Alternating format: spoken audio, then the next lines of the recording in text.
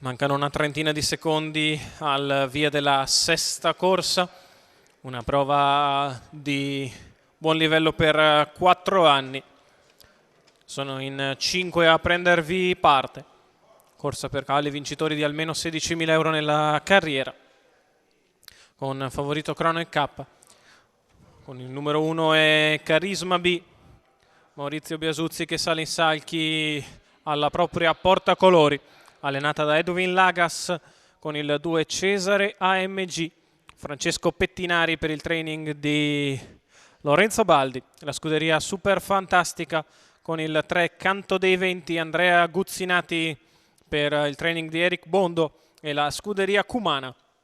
Al 4 Crono e K, Alessandro Gocciadoro, allene guida il Sauro Davaren della scuderia Armando Topo, con il 5 Share e K, Andrea Farolfi in sediolo, all'allieva di Mauro Baroncini, di proprietà del signor Lucio Zucchetti.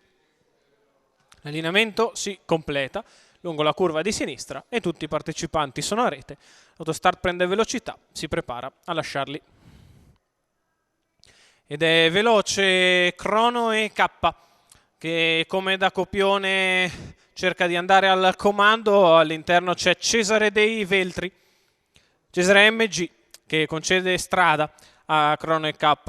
Crono e K in vantaggio nei confronti di Cesare AMG, poi Canto dei Venti in terza posizione, galoppa Share K e ancora Carisma B 14,6 per il lancio, con il Sauro di Gocciadoro a Menardanza.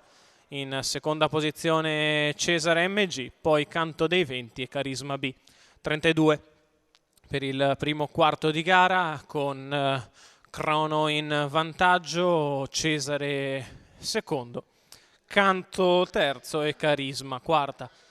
E si completano i 600 metri in 46,5 di tutto comodo, vista la qualità dei cavalli in pista. Nessuno per il momento fa la prima mossa e allora Crono e K può continuare ad andare anche abbastanza piano al comando. Muove ora Canto dei Venti, che cerca di dare una sveglia alla corsa dopo metà gara passata in 1-1-4. In vantaggio Crono e K, di fuori Canto dei Venti, lungo la corda Cesare AMG e poi ancora Carisma B. Il chilometro in 1:16,3 con Crono e K in vantaggio, di fuori Canto dei Venti, alla corda Cesare AMG, ancora Carisma B. Via i tappi a Canto dei Venti per provare ad andare all'attacco di Crono e K, che fa i primi 1.200 in 1:33 con una frazione in 28,9, 14 la dritta di là. Crono e K in vantaggio, Canto dei Venti che attacca al largo, poi Cesare MG che si lancia in terza ruota, Crono e K che è ancora in vantaggio. La piegata conclusiva passata in 14,4, arriva di scatto Cesare MG, Crono che deve scappare, Cesare che arriva a centropista, Crono e K ancora in vantaggio, Cesare che ci prova, Cesare MG che va su Crono e K, Cesare AMG batte Crono e K al terzo posto, Canto dei Venti avanti a Carisma B.